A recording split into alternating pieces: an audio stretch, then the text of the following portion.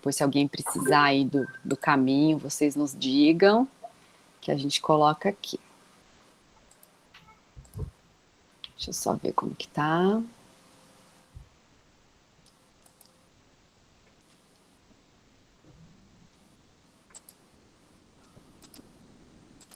Bom, peraí, vou pedir uma licencinha que lá no YouTube eu ainda tô com algum problema ali, gente. Peraí, só um minutinho. Ok.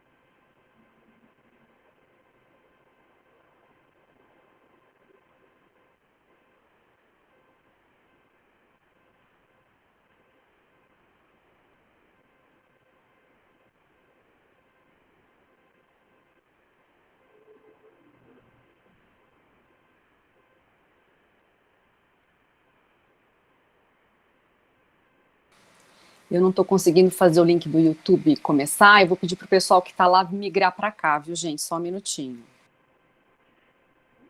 Professora, posso falar? Eu sou Marcelo Marcelo, por Bonfim. favor, pode falar. Tudo bem?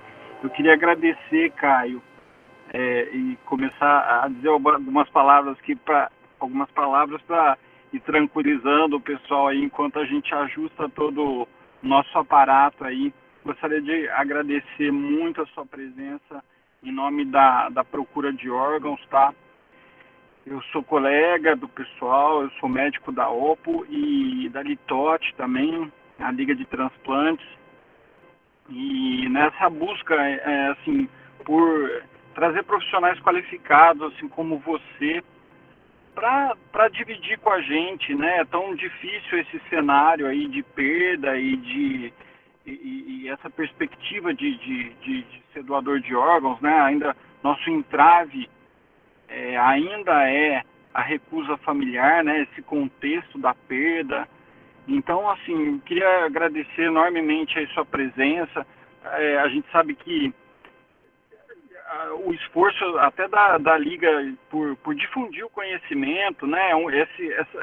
Essas coisas, Caio, fazem parte. A gente já discutiu muitas vezes com a Liga, entre as nossas reuniões, que faz parte de um conhecimento não adquirido, né? Nós, da área da saúde, assim, tanto médicos quanto enfermeiros, agora que nós estamos introduzindo a esse assunto de conversa familiar, de atender a família no luto, Eu acho que a enfermagem é muito evoluída nesse ponto. Nós médicos, nós somos reclusos ainda, né? O médico fica muito ligado a protocolo, protocolo, protocolo e esquece da família, né? Então esse contexto aí super importante, tá? Eu agradeço muito a sua presença aí, sua colaboração no meio de tudo isso, viu? Muito obrigado, cara. Eu tenho certeza que nós vamos aprender muito. Boa noite, Marcelo. Muito obrigado pelas palavras. Eu estou muito feliz de estar aqui. É um prazer enorme e acho que, como você falou, né, é importante compartilhar dessas informações, desses saberes, né, numa perspectiva multi mesmo, né, médicos, psicólogos, enfermeiros. É muito bom essas trocas, né? Acho que a gente precisa. Perfeito. Então, Caio, seja bem-vindo à nossa atividade Obrigado. do Setembro Verde. Estamos muito felizes com a tua presença. Hoje é o nosso segundo dia e, assim, queria destacar que essa é uma atividade, que é uma parceria que desde 2010 a gente faz essa parceria com o pessoal da OPO. Então, a gente fica muito agradecido, muito feliz, né? Não só o pessoal da OPA, mas também os programas de transplante do HC, a Liga de Medicina da Faculdade de Medicina também está junto com a gente. Então, a gente está muito feliz de ter você, de ter essas 71 pessoas que, por enquanto, está aqui, mas eu tenho certeza que vai ter mais pessoas daqui a pouco. Então, vou passar a palavra para a Maria Laura e te agradecer demais pela tua presença, viu, Caio? Obrigado. Boa noite a todos. Espero que todos estejam bem. Vocês estão me ouvindo? Sim. Ah, que bom, então. Bom, como a professora Karina já disse, né, hoje nós daremos continuidade a mais um dia do nosso simpósio de comunicação em situações críticas no processo de doação e transplante de órgãos. O nosso evento, então, ele tem como objetivo comemorar o Setembro Verde, que é uma campanha que visa a conscientização sobre a doação de órgãos. Como já mencionado, o simpósio ele foi desenvolvido pela Liga de Transplante de Órgãos e Tecidos da Escola de Enfermagem de Ribeirão Preto, em conjunto com a Liga de Cirurgia e Transplante da Faculdade de Medicina e a OPO, que é a Organização de Procura de Órgãos. Eu gostaria de agradecer a todos pela presença de vocês. E antes de iniciarmos a nossa palestra com o Caio, eu gostaria de passar alguns avisos.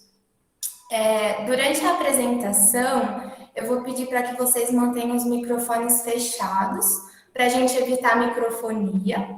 E conforme as dúvidas forem surgindo, vocês podem ir aqui mandando no chat, que o pessoal da Liga vai estar conferindo, e nós teremos um tempo destinado para o Caio respondê-las ao final da palestra, tudo bem?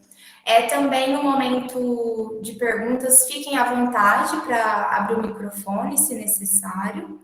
Lembrando que para a contabilização da presença, é necessário que vocês assinem a lista que vai ser indicada aqui no chat, tudo bem? E também que os certificados eles serão enviados por e-mail aos participantes que estiveram presentes em pelo menos 2 dias do nosso evento.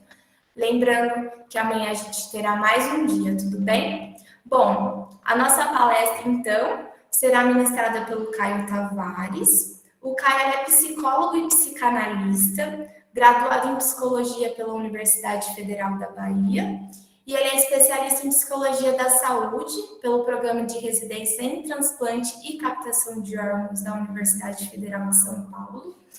Ele é mestre em psicanálise pela Universidade do Estado do Rio de Janeiro e psicólogo no Serviço de Interconsulta em Saúde Mental do Hospital São Paulo. O tema de hoje será comunicação terapêutica interpessoal em saúde. Para finalizar, eu gostaria de agradecer ao Caio pela oportunidade, por ter aceitado o nosso convite. Eu tenho certeza que esse momento ele será de grande aprendizado para todos nós. E agora é com você, Caio, boa palestra. Qualquer dúvida, é só chamar alguém aqui da organização, tudo bem? Tá bem. Olá a todos, boa noite. Eu já vou colocar aqui a minha palestra, a minha tela. Deixa eu ver aqui. Vocês conseguem me ver? Sim. Sim, Caio. Ah, Eu vou começar aqui com os slides. Bom, então, boa noite novamente. Eu sou Caio Tavares, né, como a Maria Laura apresentou, né, eu sou psicólogo, e estou falando aqui a partir, né, gostaria de falar aqui a partir da minha experiência, né, no campo da doação e transplante, né, a partir de uma experiência na residência multiprofissional, no programa de transplante e captação de órgãos da Unifesp. Quero agradecer a professora Karina pelo convite, né? A Yara, que foi quem fez essa ponte, né? Essa intermediação, ao pessoal da Liga e a todos vocês pela presença. É um prazer enorme estar aqui falando desse tema.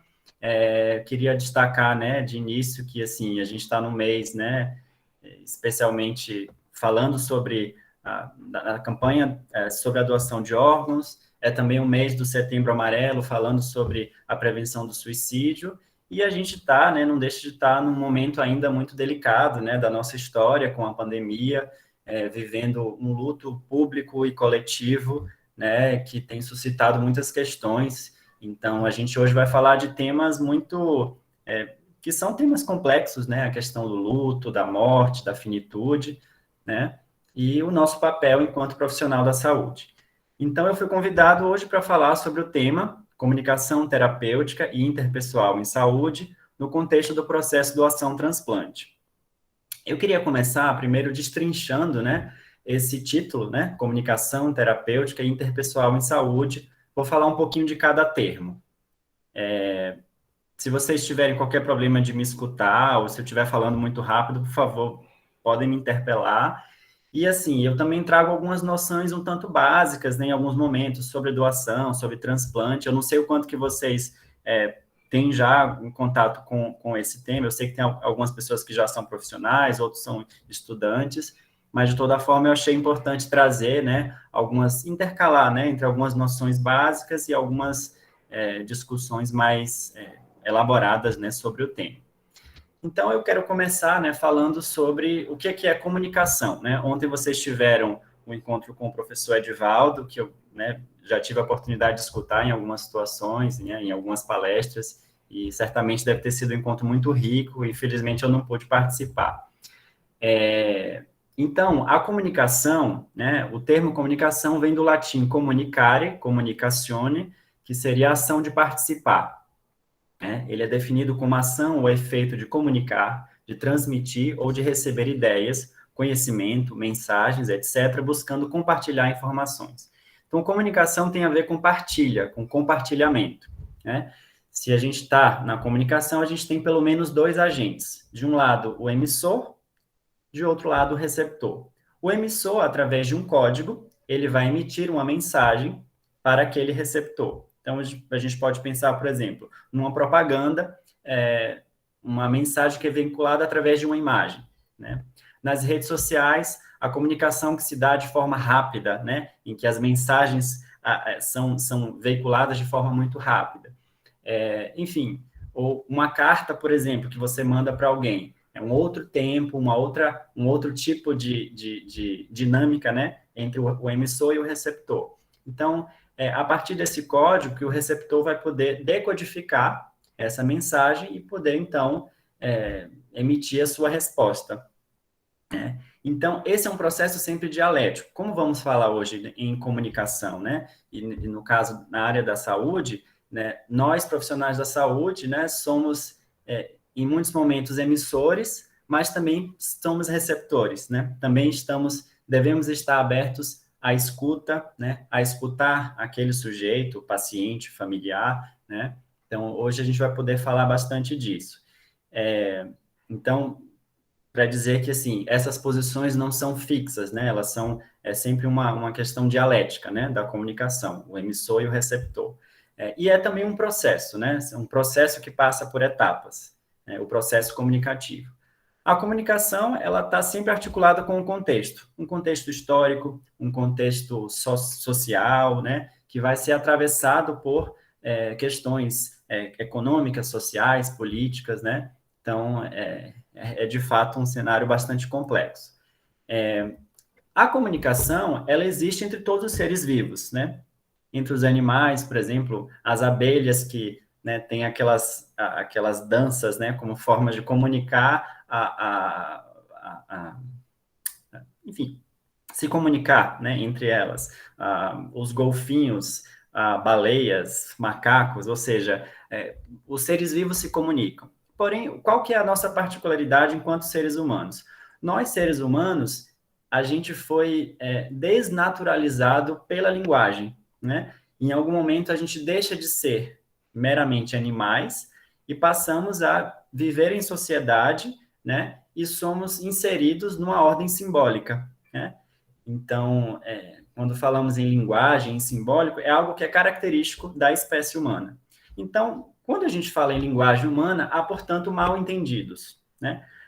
O que é o mal-entendido, né? Aquilo que eu, né, como falei lá, né, a tentativa de emitir uma mensagem não é garantia de que o receptor vai escutar da mesma forma. Primeiro, que ouvir não é o mesmo que escutar.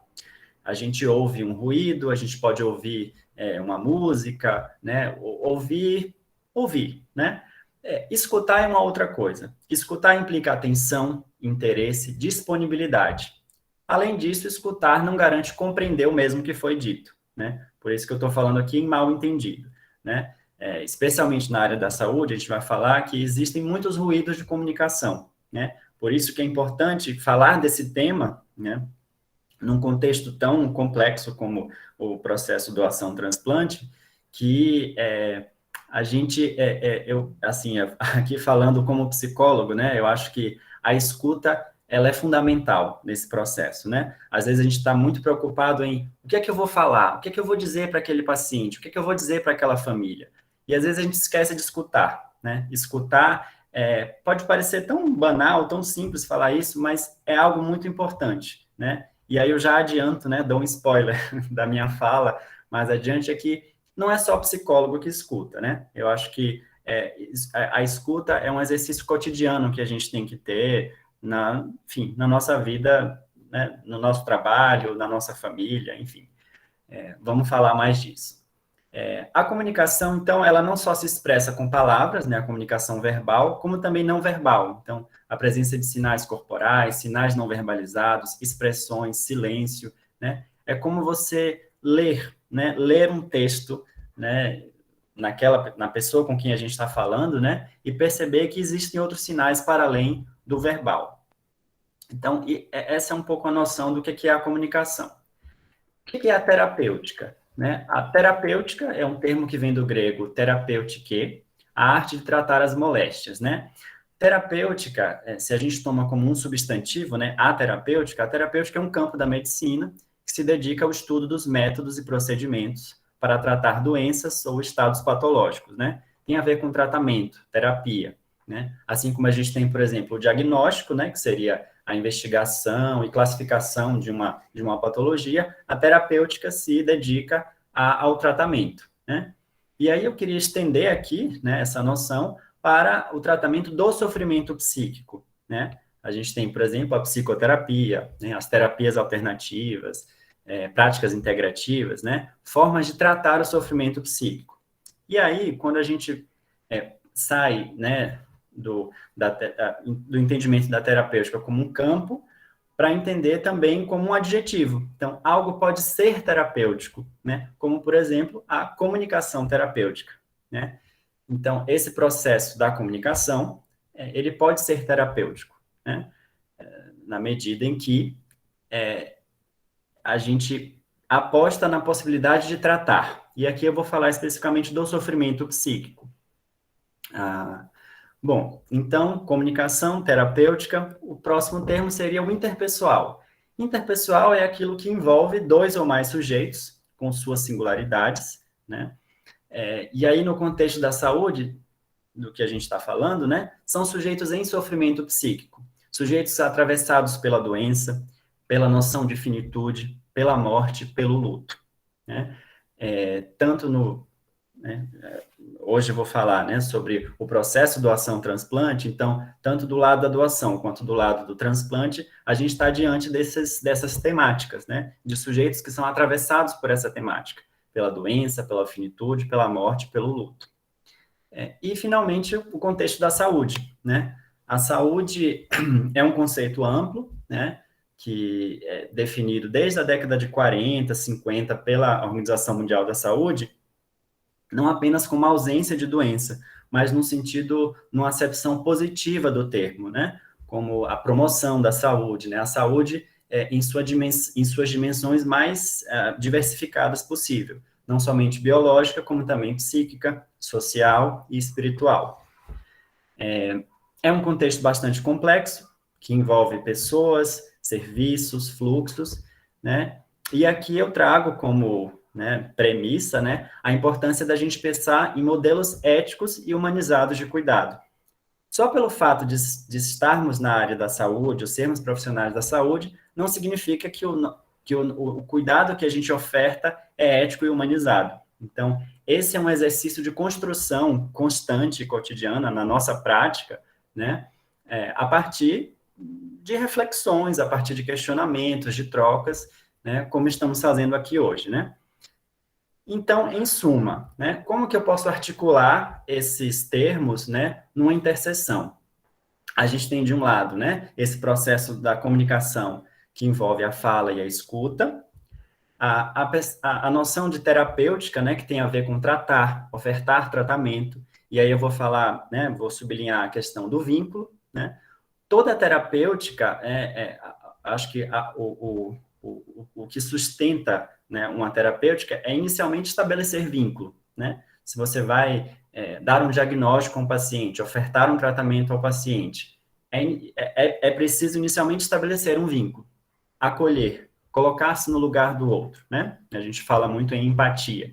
Empatia não significa que você vai viver aquilo que o outro está vivendo, mas supor que ali existe um sujeito em sofrimento, né? Portanto, colocar-se no lugar do outro no sentido de apostar no vínculo, acolher. E aí temos, então, 2 ou mais sujeitos e suas singularidades, né? Quando a gente está falando, por exemplo, da doação de órgãos, a gente está diante de um núcleo familiar. Então, provavelmente vão ter 2, 3, 4 ou mais familiares, né, naquele momento do nosso encontro com a família. Então, pelo menos 2, né? Em suma, a comunicação terapêutica e interpessoal, né, eu colocaria como uma forma de tratar, pela via da escuta, um sujeito que fala e manifesta sofrimento psíquico de modo singular. O sofrimento de um não é igual ao sofrimento do outro. De um transplantado não é igual ao do outro. De uma família enlutada não é igual à de outra. Então, comunicação terapêutica seria a habilidade de um profissional em ajudar as pessoas a enfrentarem seus problemas, né? Relacionarem-se com os demais, ajustarem o que não pode ser mudado e enfrentarem os bloqueios à autorrealização, né? Trouxe aqui algumas definições para a gente poder situar melhor, né, essa temática. Eu sublinharia aqui esse ajustar o que não pode ser mudado. No processo de doação-transplante, a gente está diante, né, como eu falei anteriormente, de situações críticas, traumáticas, né, drásticas. Então, por exemplo, lidar com uma família enlutada, uma família que está experimentando ali, naquele momento, uma relação com a morte. É algo que a gente não vai poder mudar. A gente não vai trazer o familiar de volta, mas a gente pode oferecer condições para que essa família possa lidar da melhor forma possível com aquele acontecimento.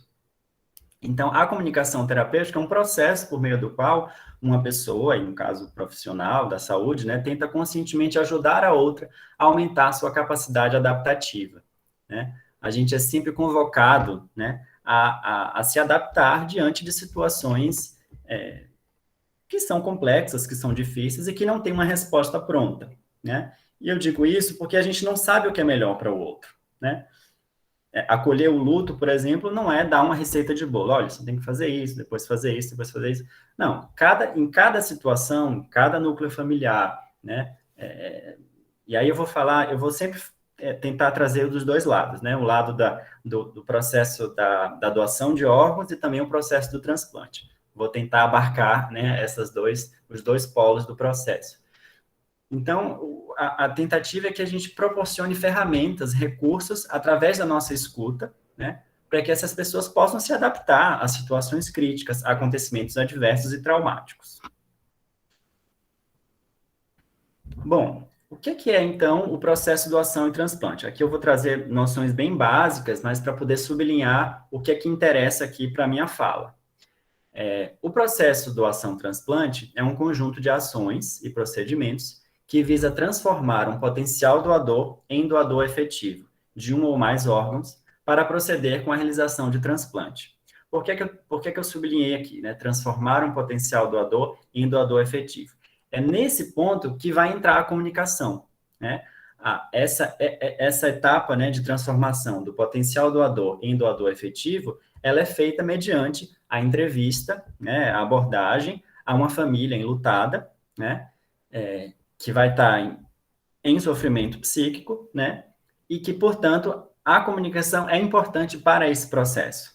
Ela não visa somente, né, e aí eu também já adianto, né, esse ponto que a comunicação nesse sentido não visa somente viabilizar a doação de órgãos, mas, antes de tudo, acolher uma família em sofrimento. Como que ocorre esse processo? Envolve a colheita de um órgão ou tecido, ou parte deles, né, um enxerto, de um indivíduo, seja ele um doador falecido ou um doador vivo, para implantá-lo em outro indivíduo receptor. No caso dos tecidos, pode ser no próprio doador, mas aqui o nosso enfoque vai ser outro.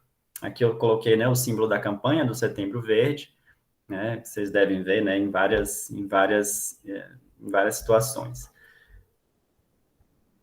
O que envolve esse processo? E aí eu acho que é interessante a gente observar que o processo de doação-transplante, ele parte, né, de uma situação, né, que a gente encara ali uma situação de morte, né, e o luto de familiares do doador, em direção às expectativas e esperanças de um candidato ao transplante, ou seja, da finitude ao prolongamento da vida, né, da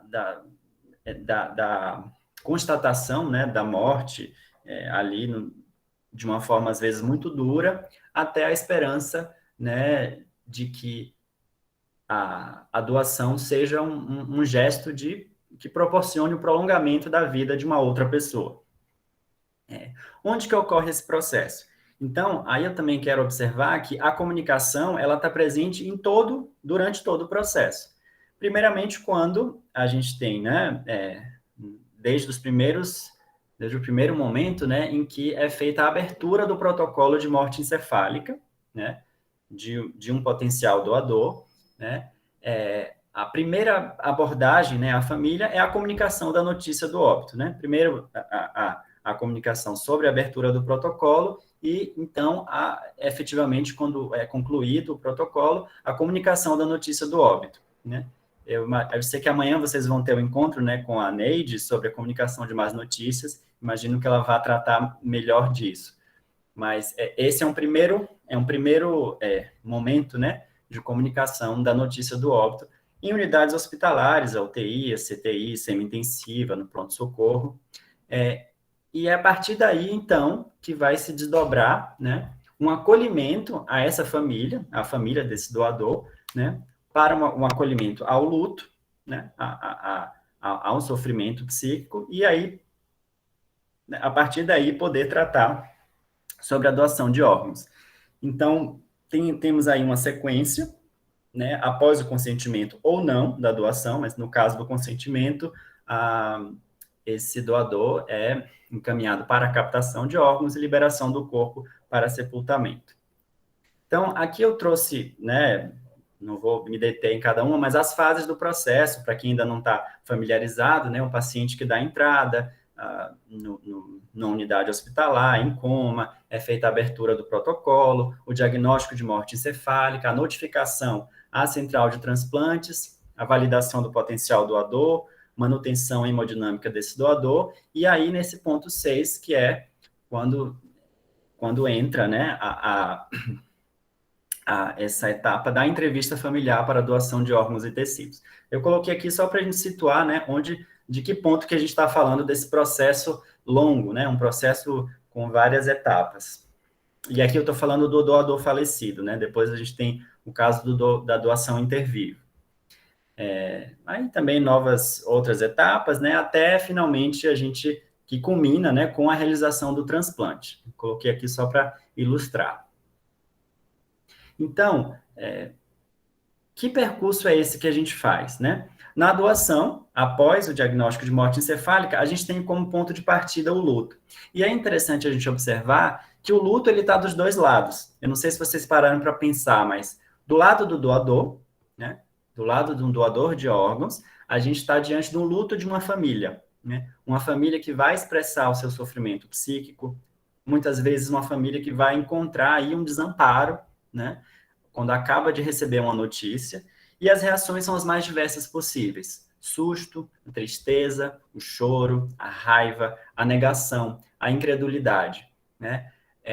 Também vou fazer menção a isso, mas a morte encefálica é um diagnóstico muito assustador às vezes, porque ele é muito inesperado, né? Muitas famílias têm que lidar com essa informação, né?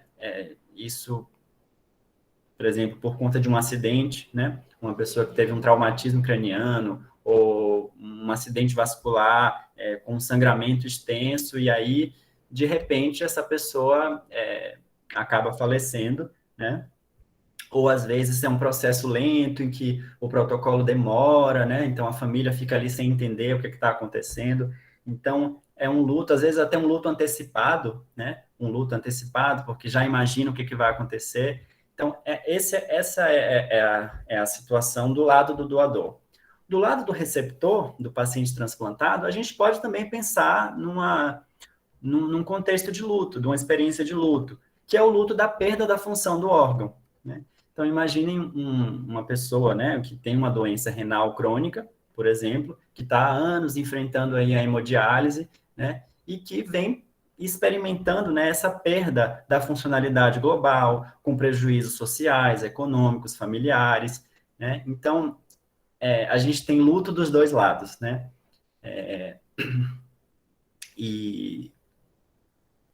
Portanto, o luto, ele é o ponto de partida desse processo, e também, do outro lado, no caso do transplante, também estamos diante de pessoas que estão vivendo um luto. E o que é, então, o luto, né? Já que eu estou falando sobre ele, eu queria trazer um pouco sobre o que é o processo do luto, né? O luto, ele antecede o processo de doação-transplante, ele é o início do processo, né? E aí, eu gosto de destacar que, assim, luto não é a mesma coisa que perda, né? A perda é um acontecimento, né? É um evento, um acontecimento. O luto seria a reação a uma perda, ou seja, o processo de elaboração desta perda, né? Primeiro que nem toda perda produz luto, né? Não é toda perda que a gente que suscita em nós, né, um processo de luto. Se você for pensar, por exemplo, né, quando a gente escuta a notícia do falecimento de uma celebridade, de uma pessoa famosa, não é toda notícia, não é toda pessoa que você vai ser afetado, né?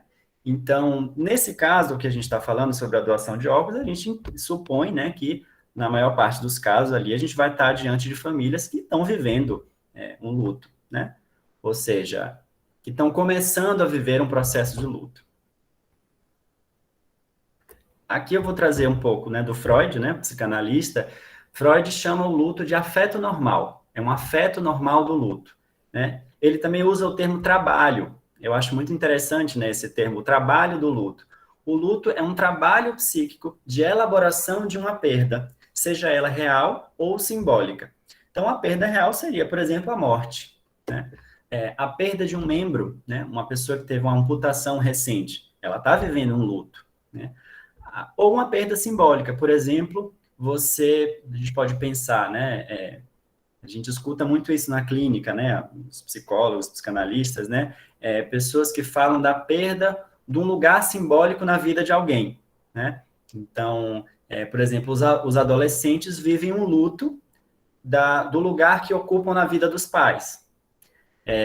Numa relação amorosa, você pode viver o luto de uma separação. Então, existem formas variadas de viver, né, e experimentar o luto. E ele é próprio da manutenção da saúde psíquica. o Freud vai definir o luto como a reação à perda de uma pessoa querida ou de uma abstração que esteja no lugar dela, como a pátria, a liberdade, o ideal, né? A gente vê, por exemplo, muitos refugiados, né, que tem que deixar a sua pátria. É um processo de luto, né? Então, o luto aqui a gente está falando de uma forma muito geral, né? Porém, a ênfase aqui do nosso evento, né, é falar do luto no contexto da doação de órgãos. Então, o primeiro momento, né, é que a prova de realidade, né, a realidade, né, no momento em que cai a ficha, né, a realidade mostra que aquele objeto, né, no sentido, aquela pessoa, ou aquele objeto de investimento psíquico, né, não existe mais, né? O luto, portanto, consiste no desligamento em relação ao objeto perdido. Seria algo como matar o morto, né? Eu sei que é um termo meio estranho, mas assim, alguns estudiosos usam esse termo para falar da elaboração simbólica da perda, né? Fazer luto não significa esquecer. Você não vai esquecer o que aconteceu, mas talvez se posicionar de outra forma diante da perda, né? E esse trabalho é doloroso. O desligamento, né, que o luto faz, né, na nossa relação com aquele objeto é doloroso. E uma vez concluído, o eu fica livre e desimpedido para fazer novas ligações, após grande dispêndio de tempo e energia. Em suma, o luto é um trabalho normal, necessário e não pode ser patologizado. É claro que a gente vai encontrar, né, nos serviços de saúde e no nosso cotidiano, né, situações em que o luto pode se tornar patológico, né? Luto não é o mesmo que depressão, luto não é o mesmo que tristeza, né? O luto, ele é vivido como um processo triste, né, de muita tristeza, de muito desamparo. Agora, não significa que isso é uma doença, né? Eu acho que tem um risco da gente acabar patologizando o luto, né? De certa forma, a gente precisa atentar para algumas situações em que o luto se torna patológico, em que aquela pessoa não encontra recursos para elaborar simbolicamente essa perda, e aí ela vai precisar de talvez um acompanhamento mais prolongado, né? De uma avaliação psicológica, psiquiátrica, enfim. Mas eu achei importante trazer aqui para vocês essas noções sobre o luto, porque esse é o ponto de partida disso que a gente está tratando aqui, que é o processo doação e transplante. E aí, também falando do luto, eu estou falando de sofrimento psíquico, né? O sofrimento psíquico, ele está presente no cotidiano de todo serviço de saúde, né? Muitas vezes, como o Marcelo falou, inclusive, né, no início, o sofrimento psíquico se perde ali, né? Ele perde espaço em meio a tantos protocolos, tantas rotinas. A gente está, né, eu estou trabalhando agora num hospital, e aí eu vejo quanto que a rotina é corrida mesmo, né? A gente tem ali, o paciente tem que fazer exame, tem que fazer uma série de coisas, e o sofrimento acaba se perdendo aí, né? No meio dessas rotinas e dos protocolos. Só que é inevitável que a subjetividade, que o sofrimento psíquico, eles vão estar ali o tempo inteiro pipocando, né? E eles clamam por serem reconhecidos, escutados e decodificados no campo da saúde. Lembra que eu falei lá no início sobre comunicação, né? Que a gente tem um emissor, um receptor e um código, né? O sofrimento, ele clama por ser decodificado, às vezes de formas muito diversas, né? Quando eu for falar agora sobre a entrevista familiar, vocês vão ver que, assim, às vezes, uma família que se expressa pela agressividade, pela explosão, né? Às vezes, essa é uma forma de expressar o sofrimento psíquico, né? O sofrimento psíquico não se expressa só com choro, com tristeza. Então, existem formas muito diversas, né, de se expressar o sofrimento. E a gente tem que fazer um exercício sempre, né, cotidiano, de prestar atenção, né? Prestar atenção para o sofrimento psíquico. Muitos profissionais da saúde não foram treinados para isso, né? E aí eu falo novamente aqui, né, do ponto de vista de um psicólogo, que, de certa forma, na nossa formação, isso é privilegiado, né? A questão do sofrimento psíquico. Mas eu acho que todos os profissionais da saúde deveriam, né, ter essa prática, né, de lidar com isso. E agora, né, a gente tem visto, por exemplo, nesse período que a gente está vivendo, de uma pandemia, né, a saúde mental, ela tá sendo, de certa forma, muito notada e falada, né, o que é um bom sinal, né? Eu acho que a gente não precisa esperar uma próxima pandemia para poder falar de saúde mental. Saúde mental é um tema que deve ser tratado cotidianamente, né?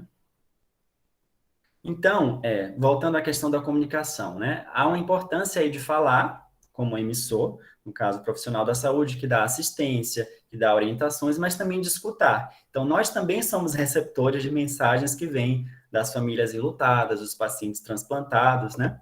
A gente ocupa aí esses dois polos. Como eu falei, né, os profissionais da saúde devem escutar. Então, escutar seria também ouvir para além do que o paciente diz ou o familiar diz, né?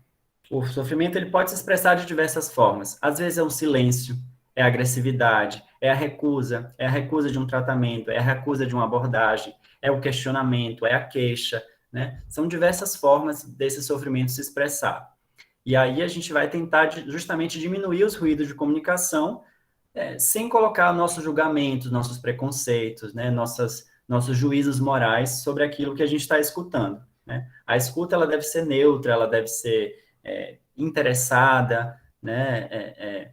Eu sempre digo assim, se você se propõe a escutar, você tem que estar preparado para o que vem aí, né? Nem sempre escutar, aliás, acho que nunca né? Escutar não é uma tarefa fácil, mas é necessário.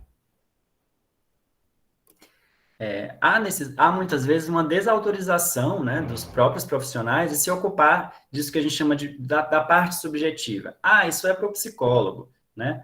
O psicólogo que tem que conversar com o psicólogo. Então, e acho que isso, desde sempre, né, existiu essa dissociação entre o físico e o psíquico, né? O que é biológico e o que é psicológico, né? E aí eu vou insistir, gente, aqui, que, assim, a comunicação terapêutica, ela não deve ser exclusiva de profissionais dos psicólogos, psicanalistas, psiquiatras, né? Se comunicar com o outro, né? E aí todas aquelas etapas, né, que eu falei, isso deve ser uma prática comum, né, na área da saúde.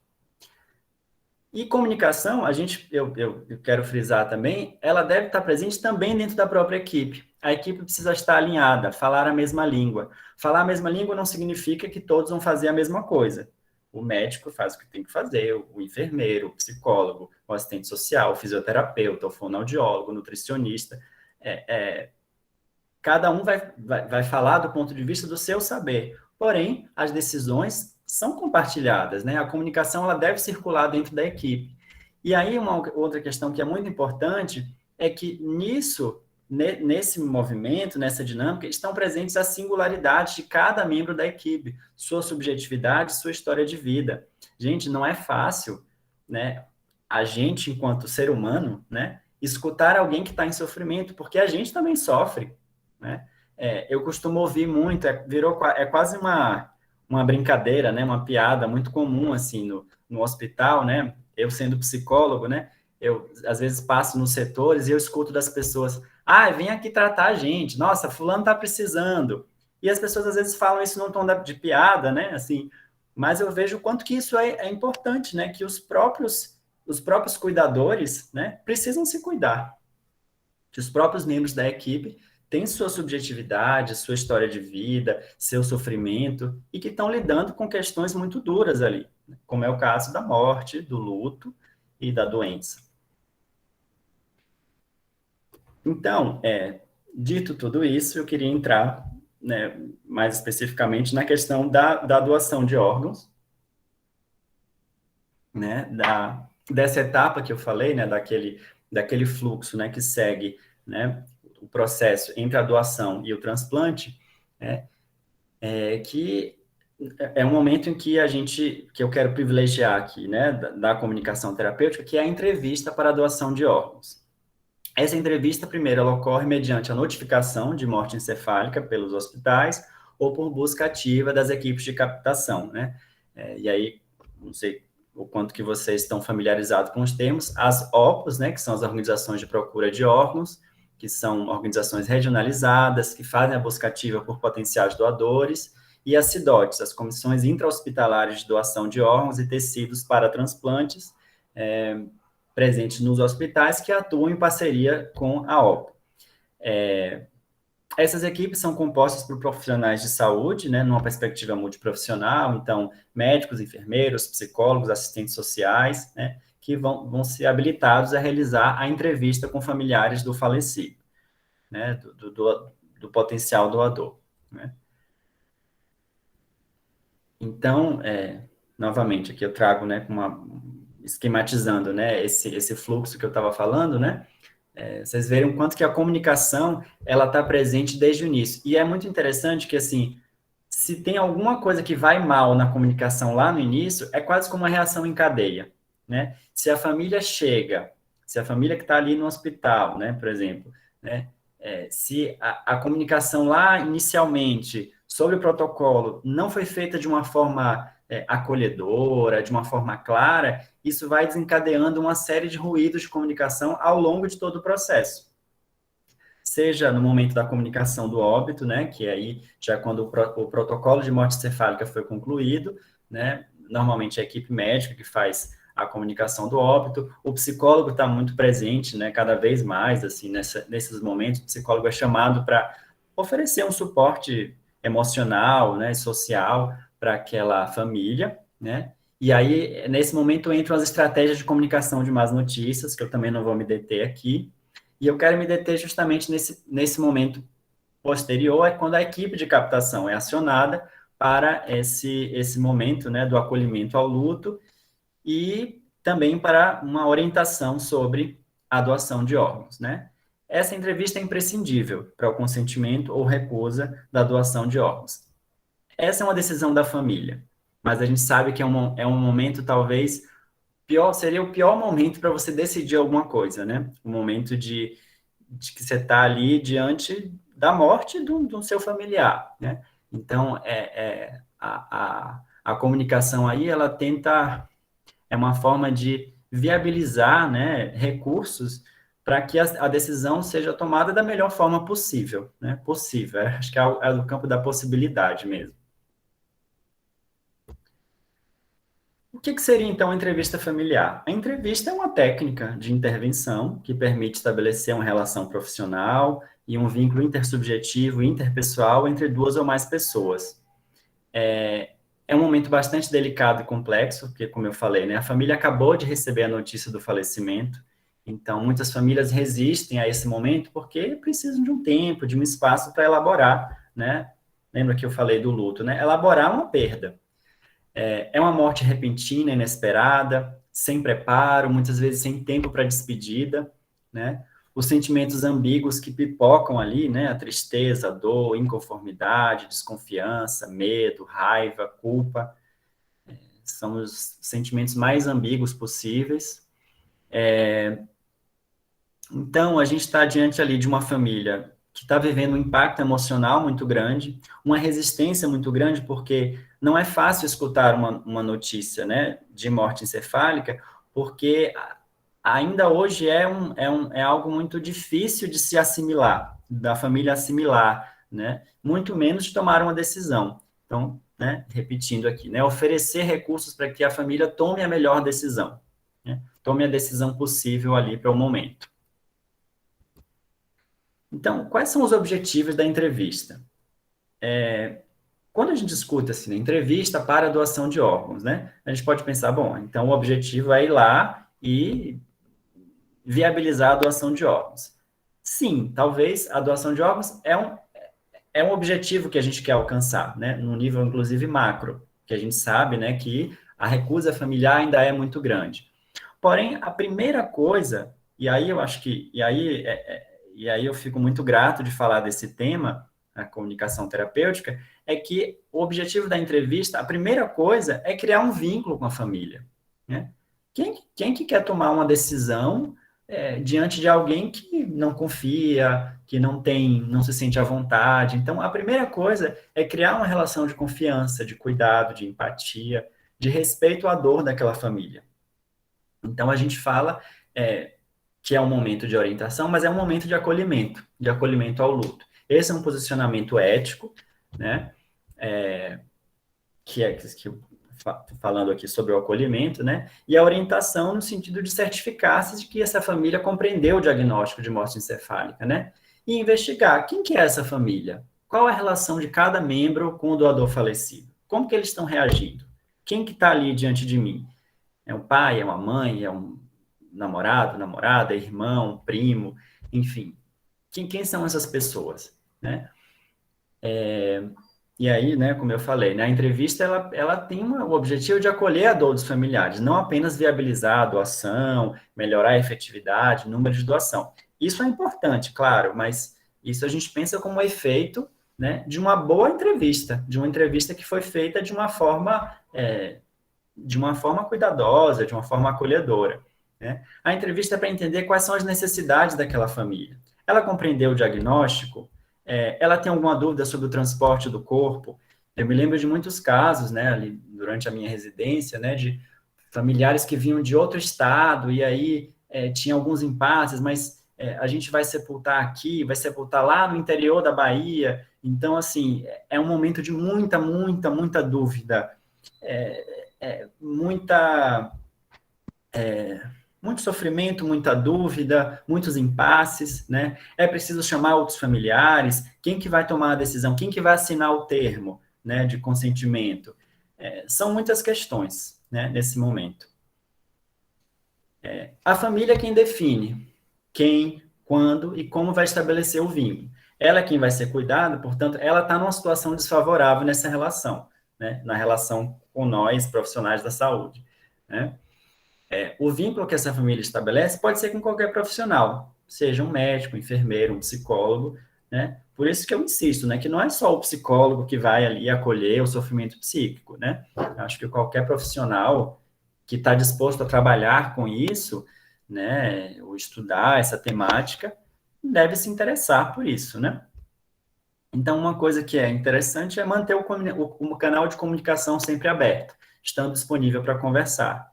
E então é isso, quando você se dispõe a escutar, você tem que estar preparado para, né, escutar, às vezes, coisas muito duras, às vezes, coisas que você vai ter ali que trabalhar também internamente, né? Não prometemos algo que a gente não pode cumprir, né? Muitas vezes o profissional fica numa posição de impotência mesmo, né? Porque ele não vai fazer desaparecer a dor daquela família, ele não vai trazer de volta o familiar, ele não vai resolver coisas práticas para aquela família. Então, a gente tem que saber também até onde a gente pode ir e explicar o motivo da negativa, né? Escutar o pedido dessa família não significa que a gente responde às demandas subjacentes, que são muitas, né? Mas a gente pode trabalhar essas demandas, né? E, de certa forma, como eu falei lá no início, contribuir para que esses familiares encontrem os melhores recursos para lidar com o luto, lidar com as questões de ordem prática, né? Então, o profissional da captação de órgão, ele tem que estar muito bem treinado para isso, né? Para ter esse jogo de cintura, para lidar tanto com situações práticas, como com as situações mais subjetivas mesmo.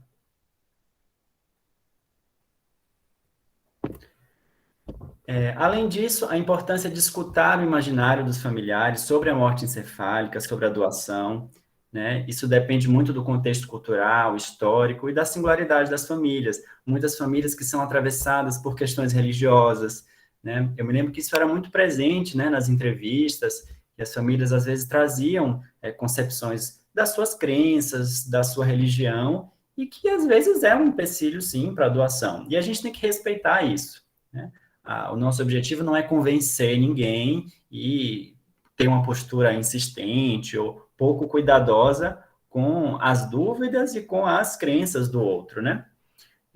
As dúvidas estão ali para serem esclarecidas. Esse diagnóstico de morte encefálica, né? Ele foi compreendido, né? É algo que fica ali nesse limbo, né? Ah, mas ele está vivo ou ele está morto, né? A presença dos sinais vitais no falecido, a respiração artificial, os batimentos cardíacos, a temperatura estável, né? Quando a família ali se depara com alguém que está ali, com o corpo quente, tem, às vezes, contrações musculares. Isso pode confundir e pode ser mais um empecilho para o luto. Muitas dúvidas aparecem ali sobre a extração do órgão. Então, mas quem me garante que esse órgão não vai ser traficado, não vai ser vendido, né? Que o corpo do meu familiar não vai ser profanado e vai ficar, né, com marcas, enfim. São muitas dúvidas nesse momento que surgem, né? E a gente precisa estar disponível, interessado em escutar, né, essas dúvidas. Ou seja, a centralidade ali, no momento, há uma centralidade e protagonismo da família na decisão, né? Quais são os recursos que essa família tem para atravessar o luto, né? É claro que a gente não vai acompanhar essa família depois, né? A entrevista é um encontro pontual, mas que pode ter um efeito, né? Se a gente consegue minimamente acolher, gente, isso tem um efeito, né? A gente não tem garantia de que essa família vai atravessar bem ou não o luto, mas naquele momento o nosso papel é esse, é acolher, é se disponibilizar, né? E aí algo que é muito interessante é que por que é tão difícil fazer isso? É porque a gente está ali, de um lado, há uma urgência cronológica grande, não sei se vocês sabem, mas assim, o processo de doação é isso, tem uma pressão ali institucional, né, do hospital, né, enfim, né, das condições materiais mesmo para viabilizar a doação de órgão, né, manter aquele potencial doador, e isso está em tensionamento, né, com a urgência subjetiva, né, da família, né, ou seja, atravessando um momento de muita angústia e que tem que tomar uma decisão. Então, o tempo ideal para a decisão é contrastado com o tempo possível para decidir, né? A gente não sabe qual que é a melhor decisão, né? E aí é um trabalho de elaboração ali, naquele momento, rápido, mas que é possível que a família tome uma decisão se for bem manejada a situação, se ela for bem acolhida, escutada. Além disso, né, uma família ela é composta de vários membros, né, um núcleo familiar. Então, como cada familiar irá reagir de modo singular à morte? Alguns vão estar completamente desestabilizados, outros vão lidar de uma forma talvez mais realista, mais pé no chão.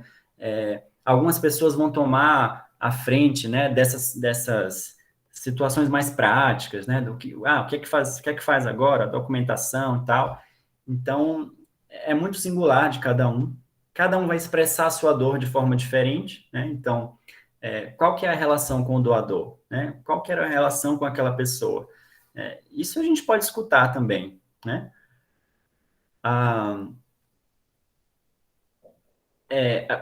cada membro da família também vai ter um interesse diferente em saber um detalhe sobre a morte, sobre a doação, né? Alguns familiares pedem, mas esse exame, que exame foi esse? Como é que isso foi feito? Né? Um outro vai se preocupar com outra coisa. Então, às vezes é uma enxurrada de dúvidas e de coisas que é difícil mesmo de manejar, mas é uma perspectiva de poder individualizar o atendimento, né?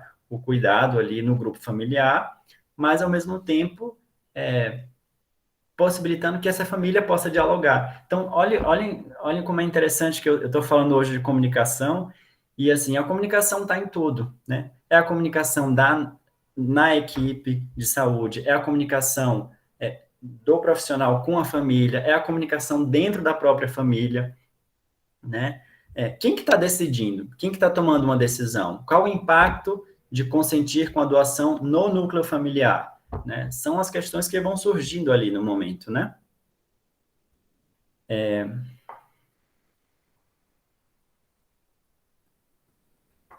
Além disso, há também a relação dessa família com a instituição hospitalar, né? Representada pela equipe, pelos seus componentes. Então, esse momento do qual eu estou falando, emergem muitos conflitos, seja entre os membros da própria família ou entre a família e a instituição. Então, é comum a gente encontrar famílias que contestam os procedimentos, o diagnóstico, que trazem queixas, que podem até reclamar na ouvidoria do hospital. A gente tem que estar preparado para isso, né? E aí eu acho que eu acho importante, desculpa, acho que é importante insistir é que esse discurso queixoso pode muitas vezes velar o sofrimento e a dor daquela família, né? Às vezes a gente dá uma interpretação muito rápida, assim, esse povo aí está causando, família é difícil. A família, o que é difícil para essa família enfrentar, né? É claro que sim, tem pessoas que não sabem respeitar muito bem os protocolos, que vão, de certa forma, não vão agir de forma muito legal com a instituição, com os profissionais, mas a gente tem que estar advertido disso, né? De que muitas vezes essa mensagem, né? A mensagem enviada, né? Por aquele familiar, ela, né, para além do discurso da queixa, tem ali um sofrimento, tem uma demanda de acolhimento, uma demanda de colocar para fora mesmo, né, a sua insatisfação, a sua revolta, né, com a morte do seu ente querido. Então, é importante a gente respeitar a decisão familiar final, sem julgamentos, né? E aí eu volto a dizer, a gente não está ali para convencer as pessoas a doarem órgãos, convencer ou se contrapor a uma crença religiosa. A gente precisa escutar e entender de onde é que vem isso, de onde é que vem a queixa, de onde é que vem a crença, de onde é que vem a dúvida, né? É nisso que a escuta vai ter um papel importante. O entrevistador, eu vou falar aqui mais rapidamente, né? Já não sei se está repetitivo, mas assim, o entrevistador é um profissional da saúde, né, que integre a CIDOT ou a OPO, ele é o elo entre o potencial doador e a doação efetiva, né, falei lá no início, né, que é aí que entra a questão da comunicação, né, ele é o mediador entre a família enlutada e a rede pró-doação, ou seja, que vai da tragédia de uma perda à continuidade da vida. Isso é muito bonito no processo de doação-transplante, que é nesse momento que o gesto da doação ganha um sentido, né? E aí a gente tem que evitar, obviamente, julgamentos morais sobre a doação, cobranças, pressões, né? É muito mais eficaz quando a gente é acolhedor, quando a gente se dispõe a escutar, né? Outros requisitos, né? Ter ensino superior, ser acessível, empático, proativo, ter disponibilidade, ter tempo, ter interesse. Tempo eu sei que é algo que falta, porque, como eu falei, né? É um processo, às vezes, muito corrido, mas é o tempo que é possível, né? Eu gosto de trabalhar com essa ideia, é o tempo que é possível de tomar uma decisão, né? Também a doação, ela é um ato voluntário, não implica em pagamento, recompensa, barganha, né? É um gesto altruísta, de extrema solidariedade, né? Isso é muito bacana a gente escutar isso, né? E aí, de fato, é um campo em que a gente encontra nessas famílias, né? Nessas situações, às vezes situações muito, muito interessantes, né? De ver como que ali no momento de uma dor extrema, né? Pensar o quanto que o gesto da doação pode ter uma conotação de um certo alívio, né? De um certo, não sei, poxa, como eu estou ali vivendo um luto, mas eu estou ali apostando que essa doação do órgão daquele familiar pode ter um efeito, né? Na vida de alguém. E aí, bom, assim, para fechar essa parte, né? Eu trago aqui alguns impasses da comunicação, né? Há uma dificuldade, certamente, em falar sobre morte, luto e finitude. Os significados de cada família são muito próprios, são muito únicos, né? Sobre o que é a morte, sobre o que é o morrer. Então, é muito diferente você falar uma família, por exemplo, que é espírita, que tem uma concepção sobre a continuidade da vida após a morte. Então, são significados muito, muito próprios de cada um, né? O fator tempo e espaço, como eu falei também, às vezes protocolos que são muito rápidos, espaço sem condição. Gente, eu vi situações assim, de que realmente não tinha, não, era muito difícil proporcionar um ambiente acolhedor, que a entrevista para doação, ela era feita num corredor, ou numa sala pequena, com o familiar em pé, às vezes não tinha lugar para sentar, não tinha lenço para enxugar quando estava ali chorando. Então, são, às vezes, espaços muito pouco acolhedores. E é nesse sentido que a gente aposta no nosso capital simbólico, né? Na presença humana ali, né? Mesmo em espaços tão pouco acolhedores, a presença de alguém escutando, né? Eu tenho mais 5 minutos, eu vou tentar correr um pouquinho, né? Porque eu sei que ainda tem muita coisa para falar, mas eu peço desculpa se tem muito conteúdo, assim, porque realmente é um tema muito denso. E aí a gente vai ter tempo depois para trabalhar melhor com as perguntas. Bom, falando, dito todo esse processo, né, o que é que a gente encontra? A gente encontra uma realidade que ainda há uma recusa familiar muito grande. Há um alto índice de recusa familiar para a doação de órgãos e tecidos. Eu trouxe aqui um estudo de uma pesquisadora lá da Bahia, inclusive, a Constança Cajado, que ela elencou alguns, né, dos motivos, né, para a recusa familiar, e vou trazer alguns principais. A dificuldade de compreensão sobre a morte encefálica é algo muito comum.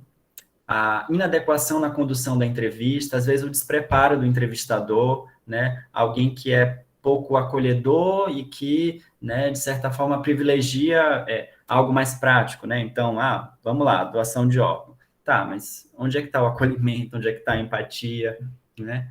As crenças culturais e religiosas, falta de informação da população sobre o tema. Olha aí como a comunicação também é importante do ponto de vista macro, informar a população, comunicar à população sobre o tema da doação de órgão, né? Muitas pessoas não sabem do que se trata, de como que caminha esse processo todo, né? Há um desconhecimento sobre o desejo do paciente em vida, uma desconfiança sobre a seriedade do processo também, né? Muitas fake news. A gente está vivendo um momento histórico, né, de muita divulgação de notícias falsas, então as pessoas realmente acreditam em coisas muito absurdas sobre a doação de órgãos. E é papel nosso, através da comunicação, né, esclarecer, orientar, né? A preocupação com a integridade do corpo, a recusa em vida por parte do falecido, também às vezes algo que a família já chega tendo essa noção, e a insatisfação durante a assistência hospitalar também é um fator de recusa familiar. Eu destaquei essas 3 em negrito justamente para dizer que esses são impasses na comunicação, né? A compreensão sobre o diagnóstico, a condução da entrevista, as desconfianças sobre o processo. Então, se a gente aposta numa comunicação mais eficiente, né? E aí eu gosto do termo comunicação terapêutica, né? Porque é tratar pela palavra essas questões, né? A dúvida, a falta de confiança, a falta de acolhimento, isso é tratado pela palavra, pela comunicação, né? Então, resumindo, a escuta pode, em si, ser terapêutica. Isso tem um efeito, né? Quando a gente coloca em cena nas unidades, no serviço de saúde, a singularidade, legitimando, validando a dor do outro. Isso tem efeitos positivos no suporte em momentos difíceis, né? E há um risco, portanto, de colocar a subjetividade fora. Se a gente privilegia só, por exemplo, os aspectos biológicos, né? Então, a doação de órgãos, né? Vamos lá proceder com a doação. Se a gente esquece que existe ali um sujeito em sofrimento, isso é um risco, né? É um risco para todo o processo de doação-transplante. Porque, justamente, a comunicação terapêutica, ela melhora as relações entre todos os agentes, profissionais, pacientes, familiares. Isso não é o mesmo que responder e atender às nossas expectativas. É claro que a gente chega ali com expectativas, né? E, às vezes, a gente tem que suportar, né? Que a família não aceite, né? A gente não está ali para questionar e ficar numa posição, né, imbatível. A gente está ali para construir recursos, né? E aí as campanhas para doação, elas estão centradas justamente nisso, né? Numa comunicação macro, em termos da conscientização da população, ampliar também os critérios de aceitação de órgãos, e num ponto de vista micro, reduzir a recusa familiar, né? Com isso que eu falo mais uma vez, né? A importância do acolhimento, do espaço de escuta e da compreensão dos familiares. Aqui eu coloquei, mas acho que eu não vou nem falar muito sobre doação intervívua, porque a gente não tem muito tempo, mas no caso do doador da doação intervívua, a comunicação também é importante, né? Eu vou pular aqui. A avaliação tanto do doador quanto do receptor, né? No caso da doação intervívua, né, a doação de rim, por exemplo, ou parte do fígado, né? São comuns sentimentos de culpa pela perda do órgão do doador, temor de arrependimento. Ali também vão existir conflitos familiares, né? A comunicação também vai ser muito importante nesses casos, né? Por exemplo, de um irmão que doa para a irmã, da mãe para o filho, né? Existem muitas questões aí em jogo e a gente precisa entender quais são as expectativas de cada um, né? E aí, novamente, a comunicação entra aí no processo doação-transplante como algo crucial, né? Se a gente também não escuta, né, tanto no caso, né, que aí são dois, né, tanto doador quanto receptor, muita coisa pode se perder aí no processo, né? Eu tô, na verdade, já com meu tempo já está curto, né? Então acho que eu vou parar por aqui. Deixa eu passar aqui já para o final. Tá. Então, as perspectivas, né, que a gente tem, né, de um lado, na vertente clínica, né, aperfeiçoar a comunicação com os familiares, no caso da doação, né, a família enlutada, o doador vivo, a comunicação com o candidato a transplante, o paciente transplantado. Eu não tive muito tempo para falar aí, mas, assim, posso trazer alguma coisa aí na discussão, né, sobre a etapa do transplante, né, e, finalmente, a gente alinhar expectativas, né? O que é do profissional? O que é da família, do paciente? A gente saber separar o que é de cada um, até para a gente não se frustrar, né? Evitar sobrepor as próprias concepções do profissional sobre como atravessar o luto, sobre o que significa doar um órgão, receber um transplante, né? Evitar julgamentos morais e preconceituosos. Esse é um trabalho que a gente vai fazer, né, com os familiares e com os pacientes transplantados, né?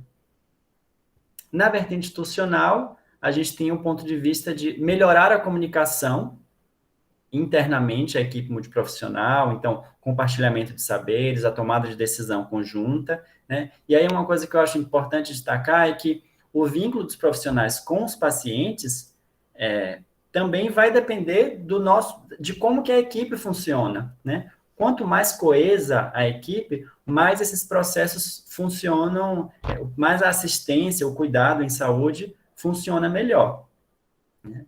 Então, também reconhecer os limites em cada um, né, em relação a esses temas, como adoecimento e morte, saber o seu limite, né, até onde eu posso ir, não significa impotência, né? Nós somos humanos e temos nossos limites, né? E aí fica aí o desafio, né, de poder criar modelos éticos de cuidado. Eu acho que esse é o desafio do nosso trabalho. E aí, para finalizar, eu queria deixar aqui essa frase, né, da Hannah Arendt, que ela diz: toda dor pode ser suportada, se sobre ela se puder contar uma história. É isso, obrigado. Aqui está o meu contato. Fica aqui, né, esse lembrete, né, sobre o Dia Nacional da Doação de Órgãos, que vai ser na segunda-feira, se não me engano, dia 27, e vamos agora conversar. Estou aqui disponível, a gente tem uns minutos aí para a gente conversar. Muito obrigado.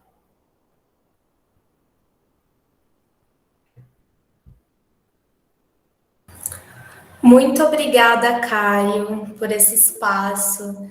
Tenho certeza que o pessoal gostou bastante, assim como eu. Foi muito claro, muito didático, soube se articular muito bem. Agora a gente vai abrir um espaço para comentários, dúvidas. Se alguém se sentir à vontade, por favor.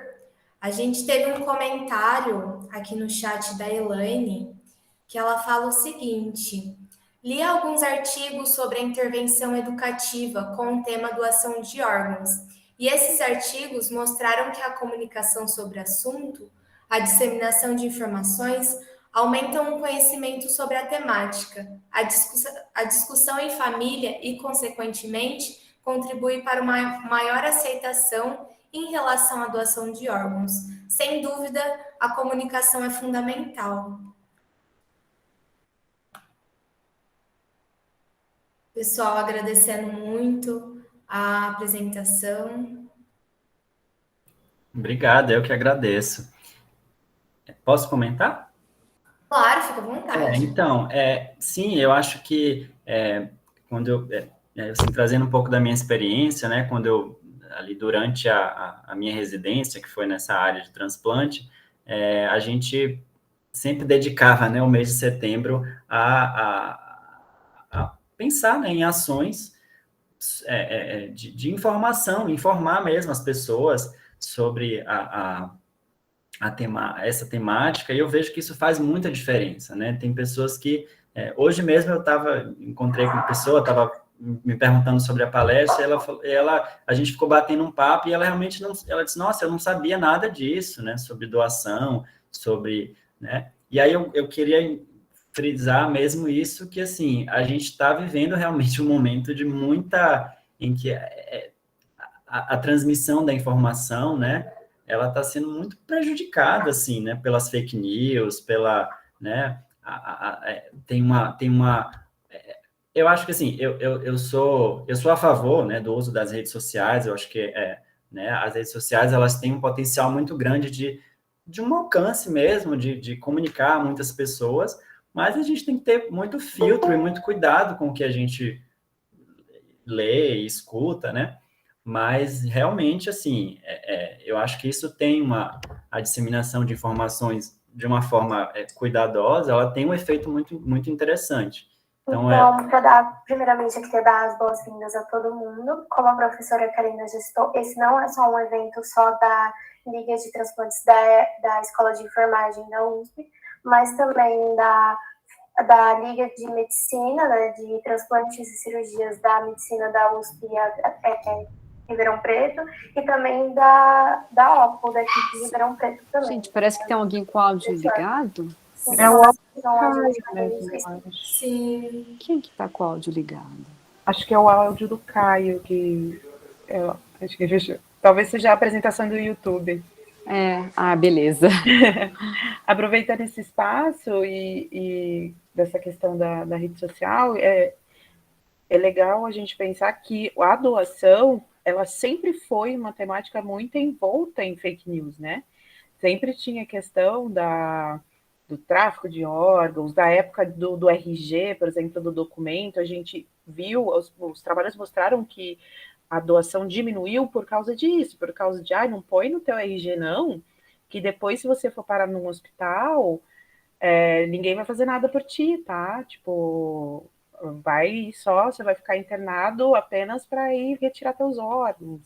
Então, essa temática em si, ela sempre trouxe muita curiosidade, mas, ao mesmo tempo, muitas fake news associadas quando, né, a gente nem usava essa terminologia, né?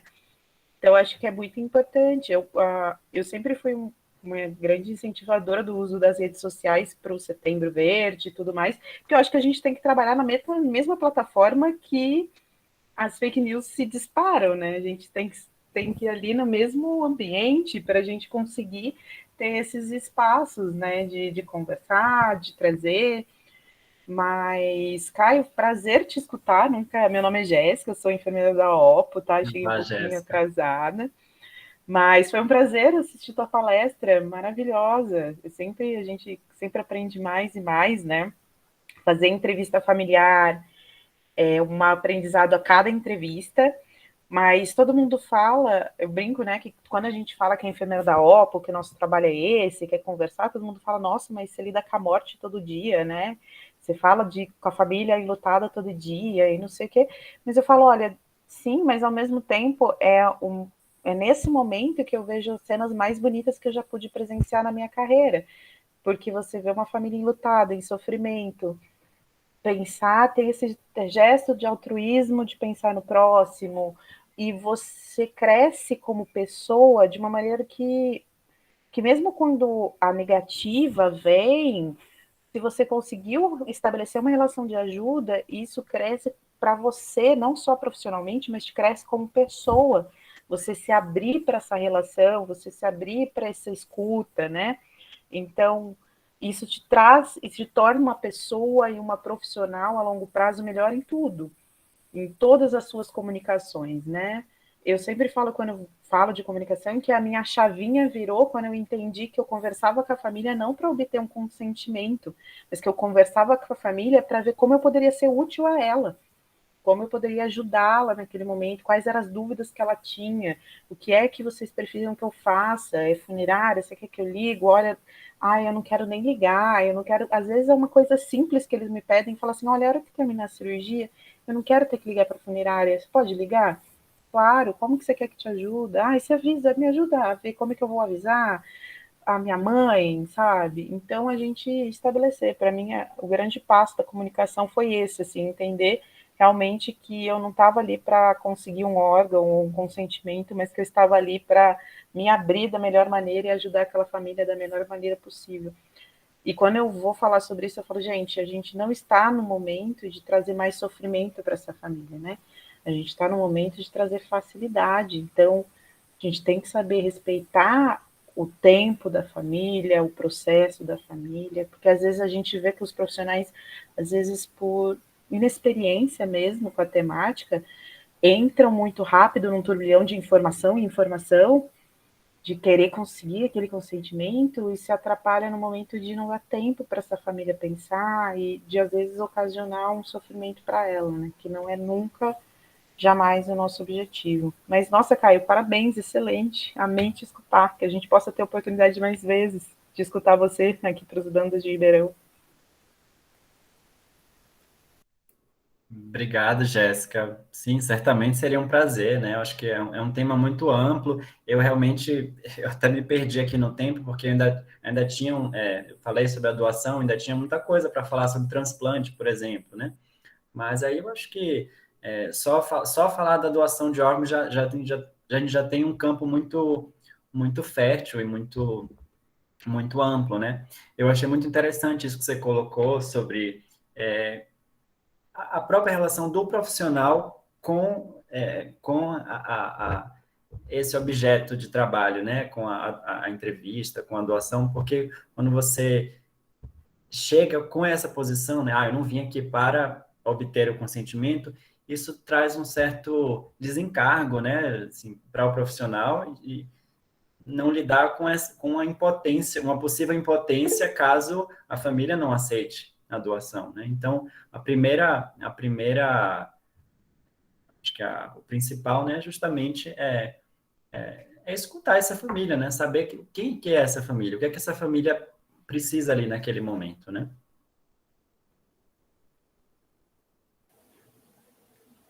Posso falar? Caio, tudo bem? Prazer em te conhecer. Eu estou coçando aqui para poder falar. Eu sou da Procura de Órgãos, né? Sou médico da Procura de Órgãos, trabalho aí com a Jéssica, com as outras meninas, com o apoio da Liga, com o apoio da professora Karina. Assim, fantástico o que você falou, né? E existe um grande distanciamento, né? O Caio trouxe algumas coisas muito legais que eu queria comentar aqui, algumas ideias que você soltou, assim, que foram realmente dando um clique na cabeça, assim, né? Que é traduzir. Isso é muito difícil, traduzir o que você tenta fazer na prática com tanta propriedade, como você colocou, né? E não é tão fácil falar com as famílias, não é tão fácil, é uma coisa complicada. Eu fui numa última entrevista que eu fui,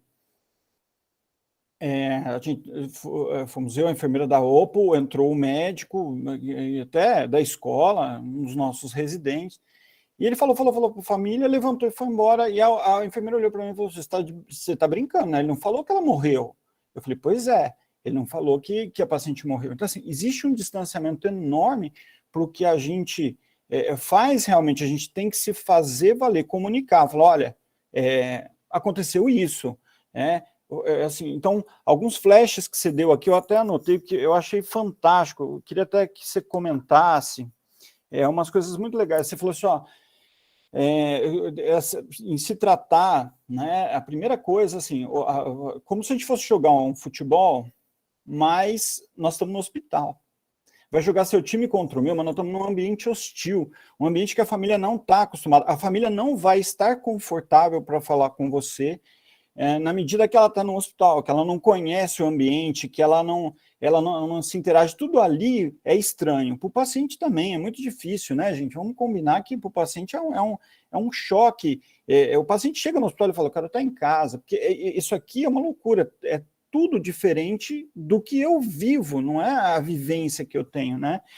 E uma coisa muito interessante que você falou, que é o espaço de escuta, né, Caio? Assim, é muito difícil quando a família, ela se apropria da palavra, muitas vezes, às vezes até inconscientemente, a gente tem momentos que a gente fica picotando o que a família está tentando falar, entendeu? Você fica tentando ali, você acha um espaço para cá, um espaço para cá. Então, assim, a escuta ativa é difícil. É difícil você ficar, experimenta, os alunos da professora aqui, né, ficar 2 minutos olhando para uma pessoa sem falar nada e estar atento às emoções que a pessoa não está verbalizando, mas ela está te dando sinais da comunicação, né?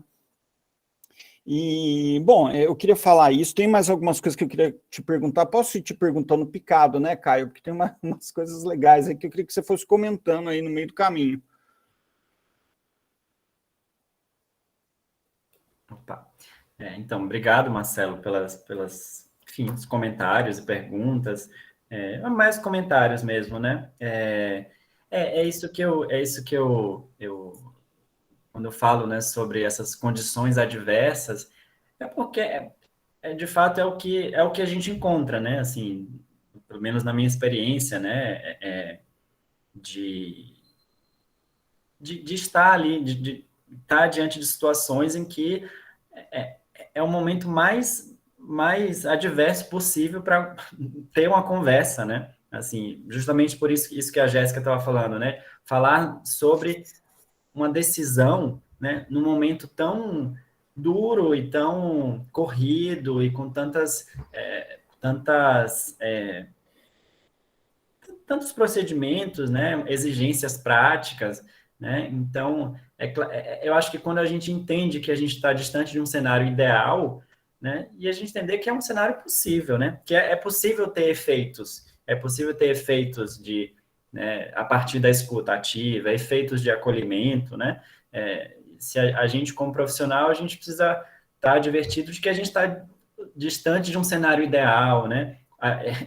Eu, por exemplo, né, tendo essa vivência, né, fora, por exemplo, de um consultório, né, consultório de psicologia, que você está ali diante do paciente, que você tem um tempo, é um paciente que você acompanha, né, por exemplo, numa psicoterapia por meses, anos, né, é muito diferente de você estar lidando ali com uma comunicação que é muito rápida, né, então por isso que eu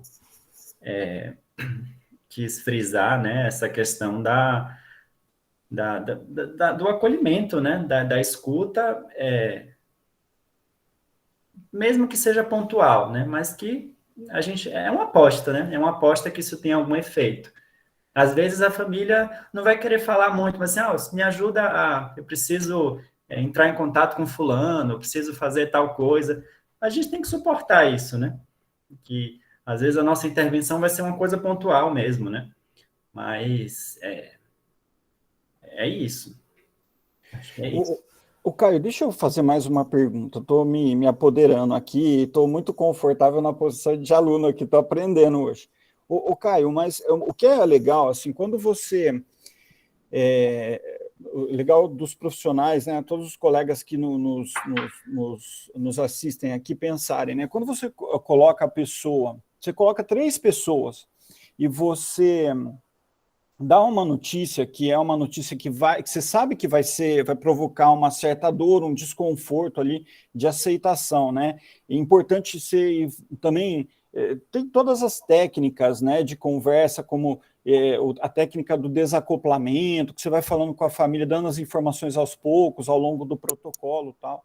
Mas quando você fala, você põe 3 pessoas e você começa a dar a notícia, as pessoas, elas meio que associam aquela informação às emoções, né? Ela tem uma experiência. A pessoa, eu vou tentar me explicar, tá, Caio? Tá.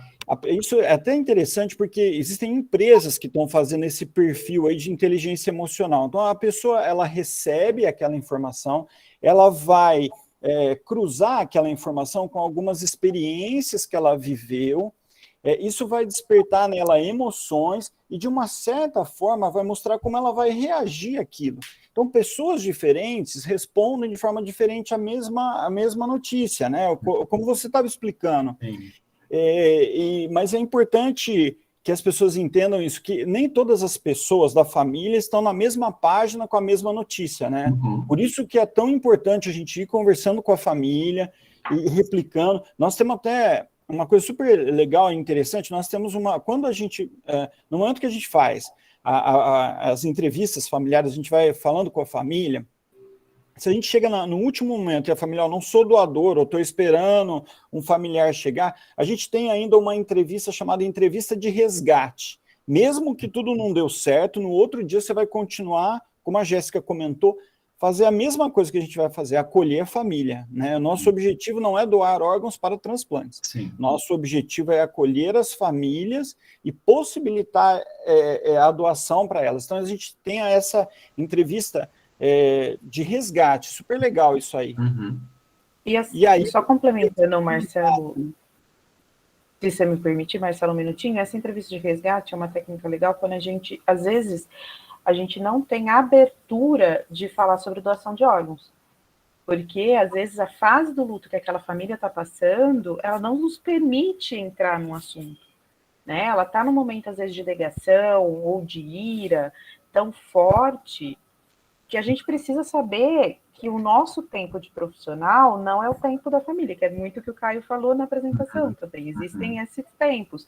E que, às vezes, por mais que eu tenha que agilizar o processo, às vezes aquela família ela não está preparada. Que eu falar naquele momento sobre doação é mais prejudicial para o próprio enfrentamento familiar e para o próprio processo dela do que benéfico.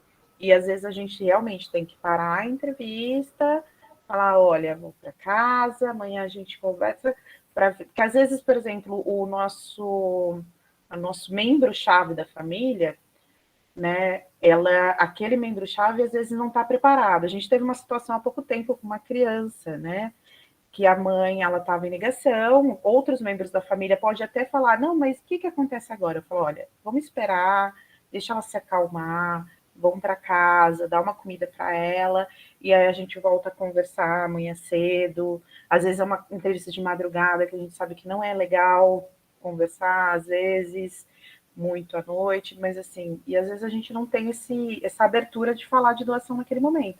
Às vezes a gente tem que encerrar o nosso papel ali e falar, olha, amanhã a gente volta a conversar, e às vezes amanhã você volta para conversar, achando que elas podem estar na página ainda de não entendi o processo, fui para casa e fiquei com dúvida, fui para casa e não entendi nada, né?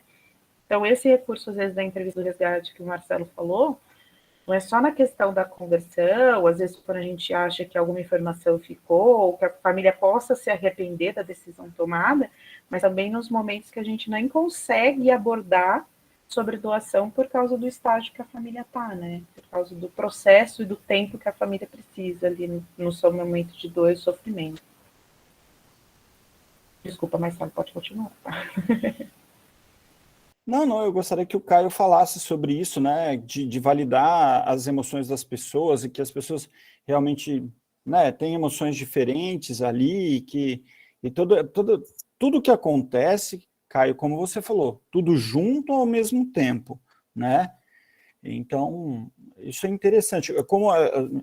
Resumidamente, assim, a gente responde de forma diferente aos problemas, mas de acordo com uma capacidade emocional que a gente tem.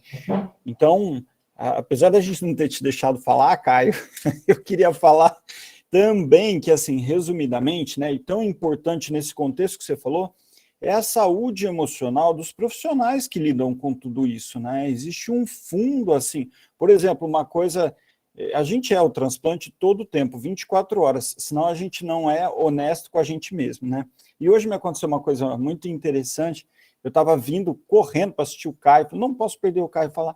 Encontrei com um moço e o pai dele precisa de um transplante. Resumidamente é isso. O pai dele tem uma doença grave, precisa de um transplante. Ele falou assim, a hora que eu fui embora, falou, doutor, estou torcendo. Né? Você está torcendo por transplante? Quer dizer, né, Caio, tem a dualidade. Você pensou em alguém que vai morrer, que vai passar por toda a dor? Então, assim, são coisas que a gente precisa do profissional, né? A gente precisa Isso é muito importante, Caio. Eu queria te agradecer muito. Assim, você traz essas reflexões que a gente pensa, né? Isso é muito legal. Obrigado, eu estou falando demais aqui já. Mas adorei sua palestra, viu? Fantástico, adorei muito. Obrigado.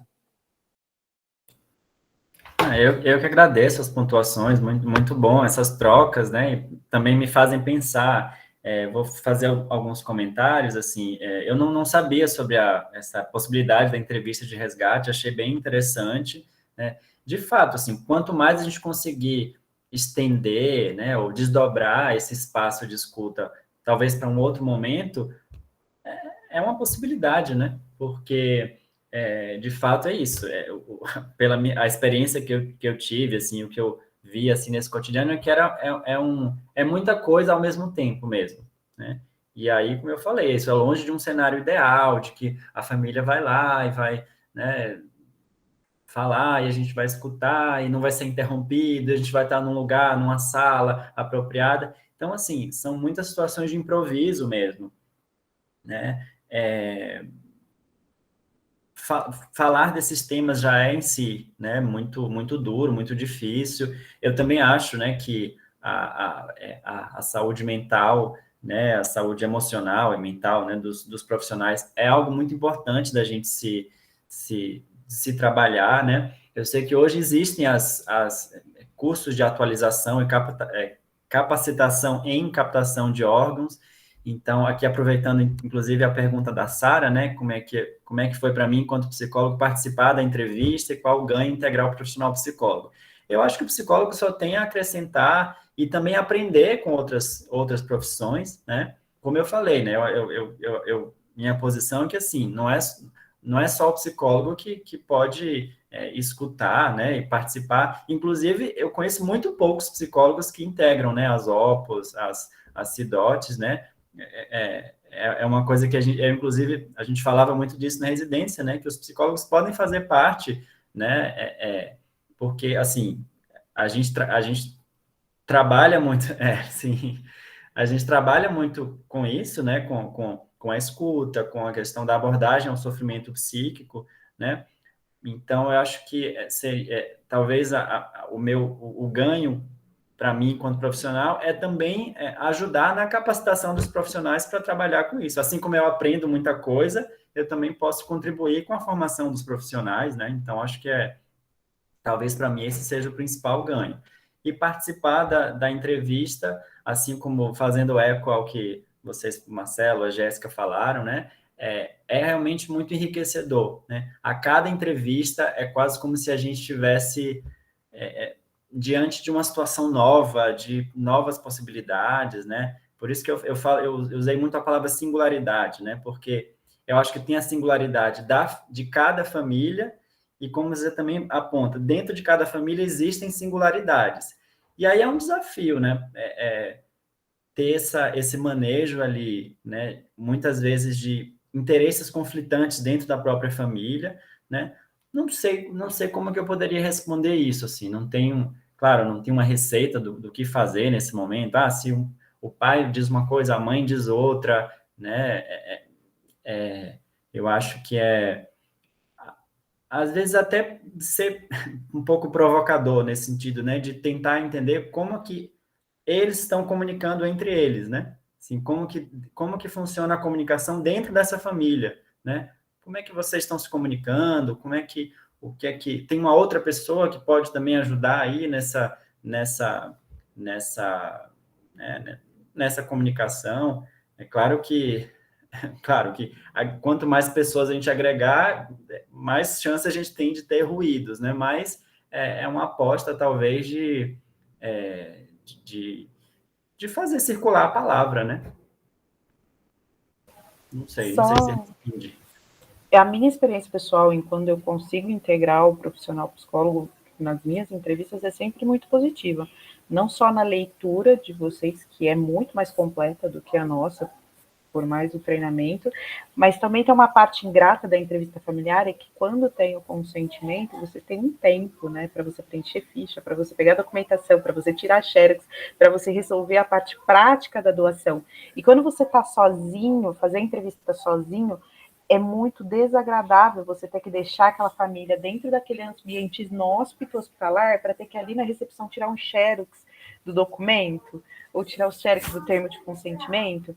Então, sempre que a gente consegue fazer entrevista em dois, sempre que a gente tem o suporte da psicologia, às vezes até da assistência social, que às vezes a gente tem mais durante mais horários dentro do hospital, é muito enriquecedor que a gente possa deixar a família dentro daquele com um profissional acolhedor, mesmo quando a gente tenha que resolver a parte prática da doação. Porque para mim eu fico com uma sensação muito ruim, pessoal, de às vezes ter que sair naquele momento desconfortável, para ter que ali tirar um xerox e resolver alguma coisa que eu tenho que resolver antes de poder liberar a família, sabe? Dentro daquele ambiente que a gente sabe que o ambiente hospitalar é muito inóspito mesmo, eu acho, para mim é a palavra, né? É muito desconfortável.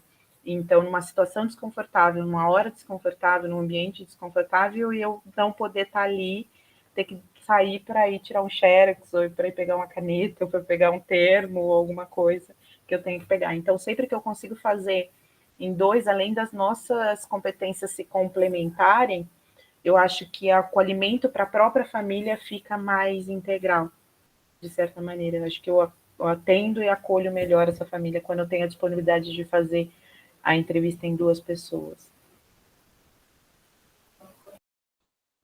Sim, Jéssica, eu acho que é uma estratégia interessante, né?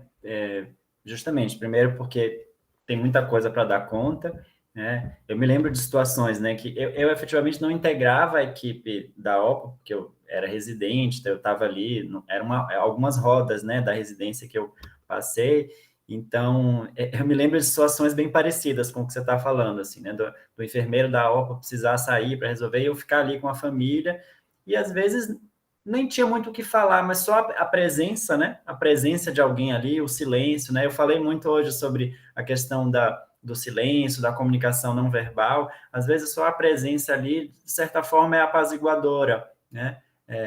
Ou seja, até para também lidar com pequenas dúvidas ou pequenas coisas ali da família, né?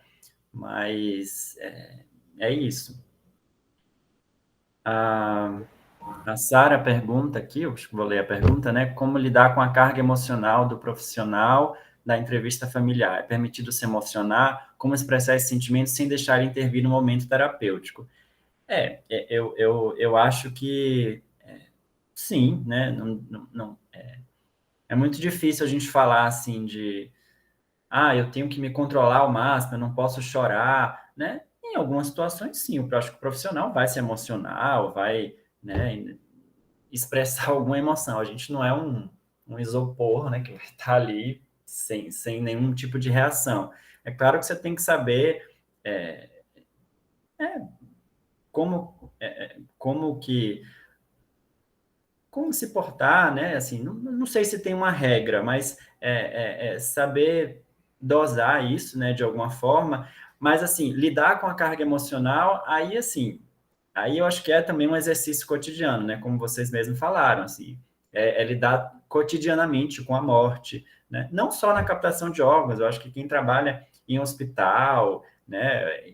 Enfim, com adoecimento, né? Com cuidados paliativos, né? Enfim, eu acho que é muito legal ver a abertura, né, de muitos colegas profissionais da saúde que têm buscado, né, uma terapia, que têm buscado espaços para falar disso, falar do quanto que está difícil lidar com a doença, com a morte, com o luto. Então, eu acho que por um lado tem isso, né, como a gente se cuida, como a gente se... Aí, bom, claro, puxando a sardinha para o meu lado, assim, da importância da terapia, claro, né? Mas também eu acho que não só a terapia, mas os profissionais da saúde, cada um vai encontrar a sua forma de lidar, né, com essa carga emocional, né? A terapia talvez seja uma delas, né?